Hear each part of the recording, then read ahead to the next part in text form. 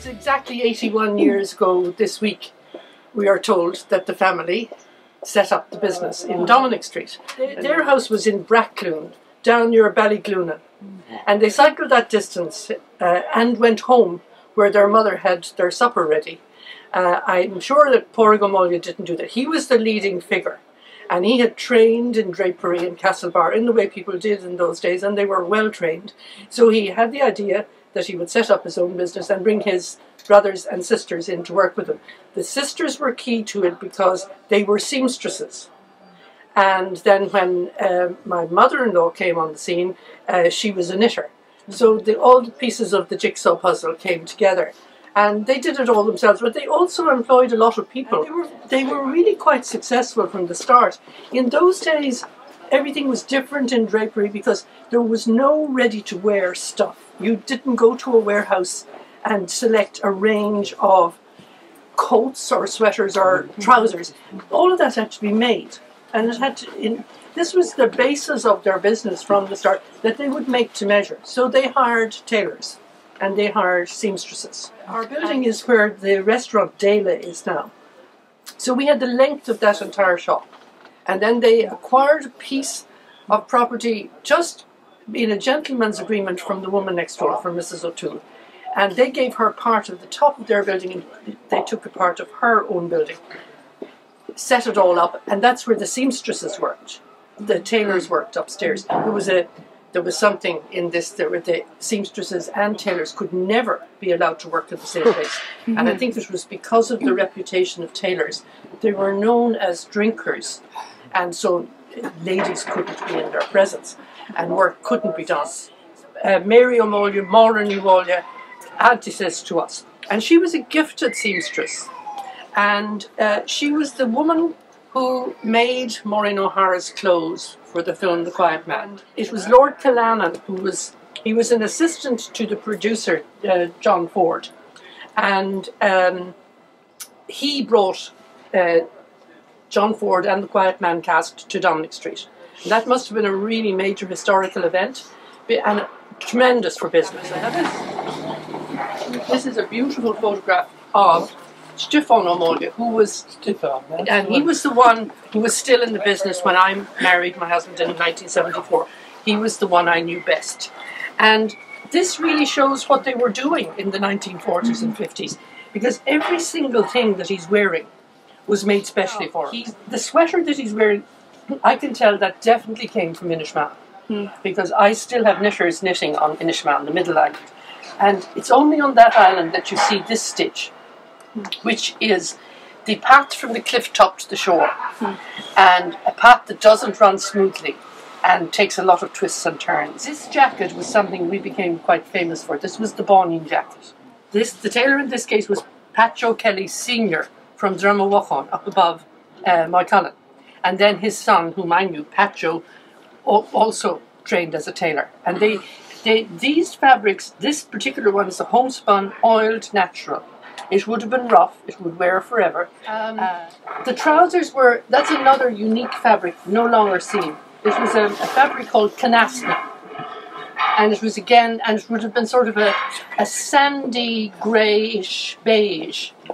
Now, this became part of the history of drapery, really, in Ireland, because if a family had sheep, and the farmer was a good farmer, they had good fleeces.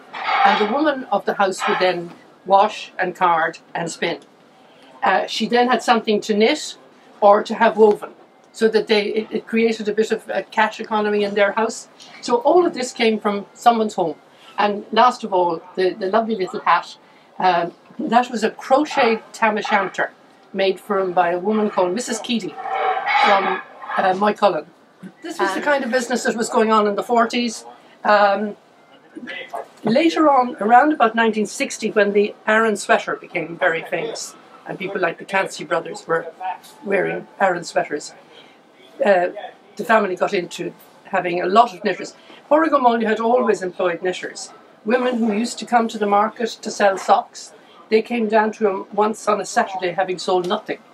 And he said to them, it's a terrible thing that you've stood in the rain and sold nothing today after all your hard work. And he said, there's no need for that. He said, because I'll buy whatever you can knit. And we're still doing it. We're still giving out the yarn to our knitters to knit, working with all my knitters over the past 40 years. No one ever praised the knitters. No one ever said. Yeah. For example, this piece here, which is it's a revival of the poncho from the 70s. A woman in Galway knitted that. And not alone did she knit it, but she made up the pattern with the lobster claw stitch and the open diamond and moss stitch. And she had knitted ponchos for my mother-in-law 40 years ago or more. And so people were coming back to me saying, can we have a poncho like we had years ago? And I said, I'll have to find a knitter. So she couldn't even remember having done all this. So she said, I'll go home and I'll do something. And this is it. Beautiful. From start to finish without a pattern. And that's the amazing thing about the knitters who knit for me. They've never seen, the women who came from the Aran Islands, they never saw a printed pattern. They told me, their mother said, go over there and sit with Granny, and whatever she's doing, you do it. And the result is this.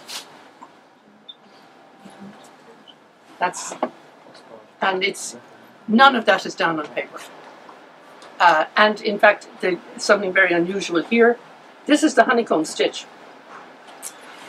But interspersed with the honeycomb stitch is another famous stitch in the Aran repertoire, the ladder of life.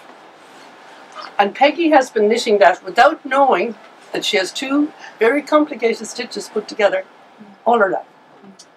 And she's 73 years old now. She lives part of the time in Innisfree. The age profile of knitters, it's way up there in the 80s.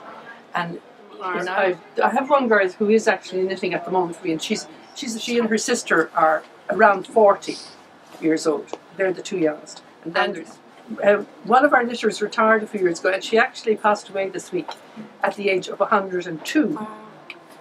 Nora stopped knitting when she was 97. Wow. She said, I'm going to stop now before I make a mistake, because I never made a mistake in my life. Wow. And that was and that's the pride that they take. They're wonderful women, you know.